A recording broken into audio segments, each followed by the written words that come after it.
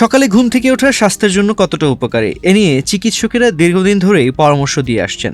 তবে সাম্প্রতিক আলোচনার কেন্দ্রবিন্দু হলো একটি প্রশ্ন: স্নায়ুতন্ত্রের জন্য কোন সময়টি বেশি সহায়ক, ভোর 5টা নাকি সকাল 6টা?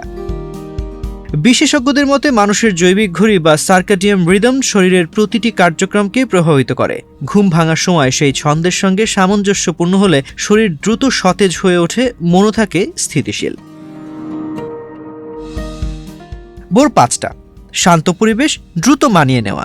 অনেক চিকিৎসকই মনে করেন ভোর 5টা মানুষের স্বাভাবিক বায়োলজিক্যাল ওয়েক আপ উইন্ডো। রাতের শেষ ভাগে ঘুম তুলনামূলক হালকা থাকে, তাই ঘুম ভাঙা স্বাভাবিক হয়। ভোরের নীরবতা ও ঠান্ডা হাওয়া স্নায়ুতন্ত্রে প্রশান্তি আনে।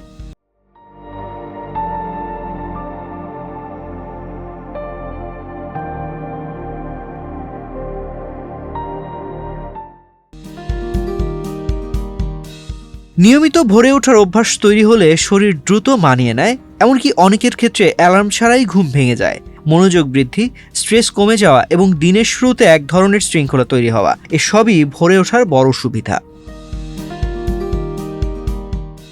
সকাল 7টা বাস্তবতা শুরু, তবু পর্যাপ্ত ঘুম থাকলে নিরাপদ। সকাল 7টার দিক থেকে চারপাশের শব্দ, কোলাহল ও নানাবিধ কার্যক্রম শুরু হয়ে যায়, ফলে স্নায়ুতন্ত্র তুলনামূলক বাড়তি চাপ অনুভব করতে পারে, বিশেষত যাদের ঘুম হালকা।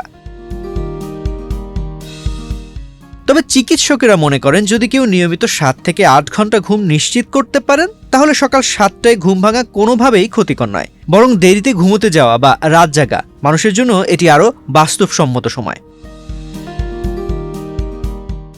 ঘুম ভাঙার নির্দিষ্ট সময় নয়, গুণগত মানই সবচেয়ে গুরুত্বপূর্ণ। প্রতিদিন নির্দিষ্ট সময়ে ঘুমোতে যাওয়া, পর্যাপ্ত ঘুম পাওয়া এবং নিজস্ব জীবনযাত্রার সঙ্গে সময়সূচি মিলিয়ে নেওয়া, এসবই স্নায়ুতন্ত্রকে সুস্থ রাখে।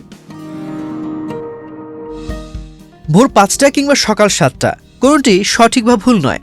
আপনার শরীর, রুটিন এবং ঘুমের প্রয়োজন অনুযায়ী যেটি মানানসই সেটিই সেরা, কারণ সুস্থ স্নায়ুতন্ত্র নির্ভর করে নিয়মিত ঘুম, মানসিক প্রশান্তি এবং সুষম জীবনযাত্রার উপর।